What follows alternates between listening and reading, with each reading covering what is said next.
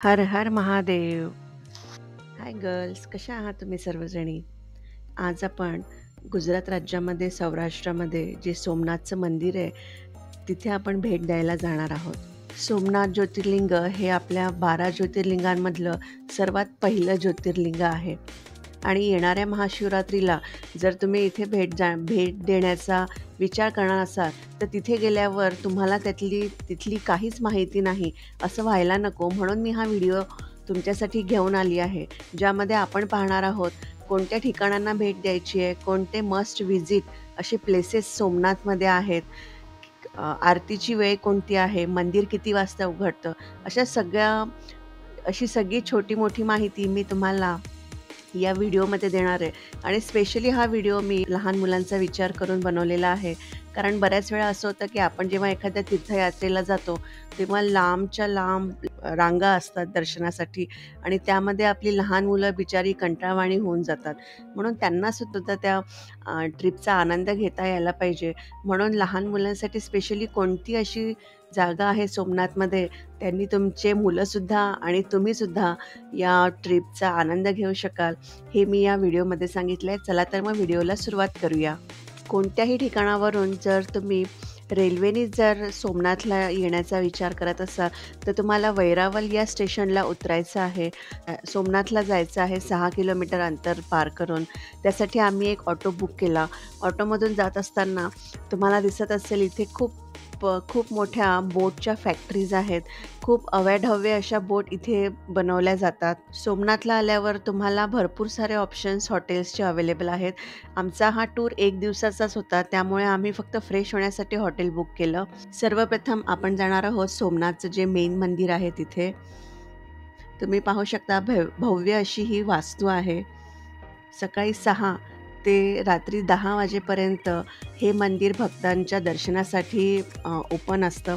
तुम्ही यावेळेस सोमनाथ महाराजांचं दर्शन घेऊ शकतात. इथे तुम्हाला मंदिरामध्ये कोणतं पण जे लेदरचं वस्तू आहे, ती तुम्हाला नेता येणार नाही. जसं की बेल्ट, पर्स, वॉलेट, मोबाईलसुद्धा तुम्हाला आतमध्ये नेता येणार नाही. तर बेटर राहील की तुम्ही हे सगळं सामान तुमच्या रूमवरच लॉकरमध्ये ठेवावं किंवा मंदिराच्या इथे सुद्धा तुम्हाला फ्री लॉकर्स अवेलेबल असतात. तिथे पण तुम्ही ह्या सगळ्या तुमच्या वस्तू ठेवू शकता. लॉकरमध्ये आपलं सगळं सामान जमा केल्यावर हर हर महादेव या घोषणाने आपण मंदिराकडे प्रस्थान करत आहोत. मंदिराचं जे गर्भगृह आहे ते पूर्ण सोन्याने मढलेलं आहे. मी जर सोमनाथला आले आणि इथली आरती अटेंड केली नाही असं बिलकुल करू नका. मंदिरामध्ये 3 आरत्या होतात. सकाळी 7 वाजता, दुपारी 12 वाजता आणि संध्याकाळी 7 वाजता. तर यानंतर आपण जे सोमनाथचं जुनं मंदिर आहे, जे अहिल्यादेवी होळकर यांनी स्वतः बांधून घेतलं होतं, तिथे आपण भेट द्यायला जाणार आहोत. जसं की पहिल्या मंदिरामध्ये आपल्याला कॅमेरा आणि बाकीच्या वस्तू अलाउड नाही आहेत सोबत न्यायला, पण इथे असे कोणतेच रिस्ट्रिक्शन तुम्हाला मंदिरामध्ये नाही आहे. त्यामुळे तुम्ही कॅमेरा आणि तुमच्या सगळ्या वस्तू सोबत नेऊ शकता. आणि विशेष म्हणजे आपण जे आपलं मेन मंदिर आहे तिथे आपल्याला महादेवाचं दर्शन हे खूप दुरून घ्यावं लागतं. पण हे जे जुनं मंदिर आहे इथे तसं तसं रिस्ट्रिक्शन नाही आहे. पण इथे तुम्ही महादेवाच्या पिंडीला हात लावून नमन होऊ शकता. या मंदिरामध्ये खाली आणि वरती अशा 2 पिंड आहेत. वरच्या मंदिरामध्ये भेट देण्यासाठी आपल्याला छोट्याशा पायऱ्या काढल्या आहेत, त्यातून आपल्याला जावं लागतं आणि वरती गेल्यावर सुद्धा आपल्याला एक महादेवाची पिंड आहे, तिथे पण आपल्याला दर्शन घ्यायचं आहे. आणि खाली जी महादेवाची पिंड असते, जे भटजी असतात, तुम्ही त्यांच्याकडनं वेगवेगळ्या पूजांचं अर्पण करू शकतात. यानंतरचा नेक्स्ट स्पॉट आपला आहे बाणगंगा. असे म्हटले जाते की हेच ते ठिकाण आहे ज्या ठिकाणी जरा नामक शिकारीने श्रीकृष्णाला बाण मारला होता. आणि याचे विशेष महत्त्व असे आहे की इथे 5 प्राकृतिक शिवलिंग आहे, जे तुम्हाला समुद्राच्या मध्ये दिसतात. समुद्राच्या लाटांमध्ये सुद्धा तुम्हाला हे मोठे मोठे शिवलिंग ठळकपणे दिसू शकतात. गंगाला आल्यावर तुम्हाला इथे खूप सारी शॉपिंगसुद्धा करायला मिळणार आहे. दाखवल्याप्रमाणे खूप सारे खडे आहेत, स्टोन वेगवेगळे आहेत, मोती आहेत. हे सगळं तुम्हाला इथे तुम्ही शॉपिंग करू शकतात. हा जो दुकानदार आहे याच्या म्हणण्याप्रमाणे या शिंपल्यामध्ये प्युअर मोती आहे आणि तो आपल्याला आपल्या डोळ्यांसमोर तो काढून दाखवतो आणि ₹100 अशी त्याची प्राईस त्यांनी आम्हाला सांगितली होती. त्यानंतरची जी 2 ठिकाणं मी तुम्हाला सांगणार आहे, ती स्पेशली लहान मुलांसाठी एक एन्जॉयबल इव्हेंट म्हणून तुम्ही त्याचा विचार करू शकतात. नेक्स्ट पॉइंट आपला सी व्ह्यू पॉइंट आहे. याचं तिकीट तुम्हाला ₹30 हे तिकीट आहे. तिकीट काढून तुम्हाला आत एंट्री करायची आहे. आत गेल्यावर तुम्ही पाहू शकता खूप मोठा आणि अथांग समुद्र तुम्हाला पाहायला मिळणार आहे. इथे यांनी आपल्यासाठी स्पेशली एक वॉकवे बनवला आहे, जिथे तुम्ही तुमच्या फॅमिलीसोबत, तुमच्या कुटुंबासोबत, मुलांसोबत तुम्ही पायी-पायी पण फिरू शकतात किंवा इथे त्याच्यामध्ये जास्त एन्जॉय करण्यासाठी इथे तुम्हाला सायकलसुद्धा भाड्याने मिळते. फक्त ₹20 देऊन तुम्हाला इथे भाड्याने सायकल घ्यायची आहे आणि 1 घंटा तुम्ही ती सायकल चालवू शकणार आहात. या वॉकवेवर तुम्ही छान समुद्राची थंड थंड हवा घेत आणि सनसेटचा आनंद घेत सायकलिंग करू शकता. तुमच्या मुलासोबत फोटोशूट करू शकणार आहात छान छान. या वॉकमध्ये तुम्हाला ट्रिपल फायदा होणार आहे. जसं की या सायकलचं भाडंसुद्धा तुम्हाला कमी द्यावं लागणार आहे. तुम्ही सायकल चालवण्याचा आनंद घेऊ शकणार आहात, लहान मोठे सगळेजणं. आणि थर्ड म्हणजे तुमची एक्सरसाइजसुद्धा होणार आहे. तो ट्रिपल फायदा देणारा आहे. जे स्पॉट मी तुम्हाला सांगितलं आहे ते बिलकुल मिस करू नका असं मला वाटतं.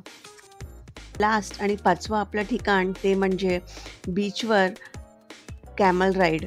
येस, इथे तुम्ही पाहू शकता खूप सारे कॅमल उंट इथे तुम्हाला दिसतात आहे आणि त्याची कॅमल राईडचा आज तुम्ही इथे आनंद घेऊ शकणार आहात. त्याचं तिकीट हे फक्त ₹50 तिकीट हे तुम्हाला कॅमल राईडचं इथे पडणार आहे. लहान मोठे सगळेजण कॅमल राईडचा आनंद घेऊ शकता इथे. फक्त यामध्ये एक काळजी घ्यायची आहे, ही जी कॅमल राईड आहे 7 वाजता ते बंद करतात. त्यामुळे तुम्ही तुमचं शेड्यूल असं बनवा की 6:15 6:30पर्यंत तुम्ही या बीचवर हजर असायला पाहिजे, जेणेकरून अर्धा तास तुमच्या हातामध्ये मिळेल आणि तुम्ही या कॅमल राईडचा पूर्णपणे आनंद उपभोगू शकाल. आणि यामुळे तुमची बच्चे कंपनीसुद्धा जाम खुश होणार आहे. कॅमल राईडचा मनसोक्त आनंद घेतल्यावर भूक तर ही लागणारच तुम्हाला. त्यामुळे इथे बीचवर तुम्हाला खूप मोठी चौपाटी पण मिळणार आहे. खूप सारे तिथे दुकानं आहे जिथे तुम्ही रिफ्रेश होऊ शकतात आणि शॉपिंगचे पण भरपूर सारे दुकानं आहेत. व्हिडिओमध्ये दिसत असल्याप्रमाणे इथे जे शंख शिंपले असतात त्यापासून तुम्हाला छान छान आरसे आणि पडदे अशा डेकोरेशनच्या होम डेकोरेशनच्या वस्तूसुद्धा इथे तुम्हाला मिळणार आहेत.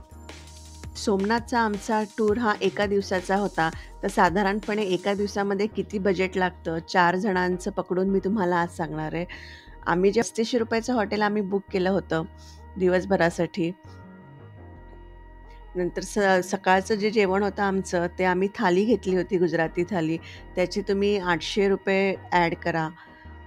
रात्रीचं जे जेवण आहे ते आम्ही थोडंसं लाईट घेतलं तर त्याचे ₹600 तुम्ही ॲड करू शकता. आणि ऑटोमध्ये आम्ही जे स्पॉट पाहण्यासाठी जो ऑटो ठरवला होता तो ₹250 पूर्ण 2-3 स्पॉटसाठी आम्ही ठरवला होता. तर असे 250 आणि वरचे तुम्ही ₹500 पकडा. आणि या टोटलमध्ये तुम्हाला तुमचं ट्रेनचं जाण्याचं येण्याचं जे भाडं आहे, जे फेअर तुम्हाला लागलं आहे ते पण तुम्हाला ॲड करायचं आहे.